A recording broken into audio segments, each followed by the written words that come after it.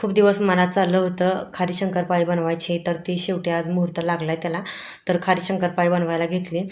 इकडं आहे ते गव्हाचं पीठ, रवा घेतला, त्यामध्ये ओवा आणि जिरं ओबडधोबड टाकलं, मीठ टाकलं आणि ते चांगलं मिक्स करून घ्यायचं. त्यामध्ये नंतर आहे ते लाल तिखट चवीप्रमाणे टाकायचं. लाल तिखट ऑप्शनल आहे.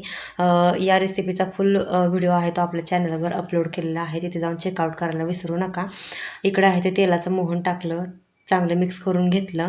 नंतर आहे ना थोडं थोडं पाणी घ्यायचं आणि थोडं थोडं पाणी घेऊन एक गोळा असा बनवून घ्यायचा आणि छान असं ते आपल्याला अर्धा तास कमीत कमी भिजत ठेवायचं, कारण रवा फुलतो त्यासाठी. ही पारी परत मळून घ्यायची. एक चपातीच्यापेक्षा थोडासा छोटा गोळा घ्यायचा आणि छान नंतर मग त्याची चपातीसारखी पारी लाटून घ्यायची. आणि ना चपातीपेक्षा एकदम पातळ लाटली ना तर ती उत्तम आहे. हव्या त्या शेपमध्ये आपल्याला शंकरपाळ्या कट करून कापून घ्यायच्या आणि नंतर इकडे तेलामध्ये तळून घ्यायचा. तर अशा प्रकारे खारी शंकरपाळी तयार.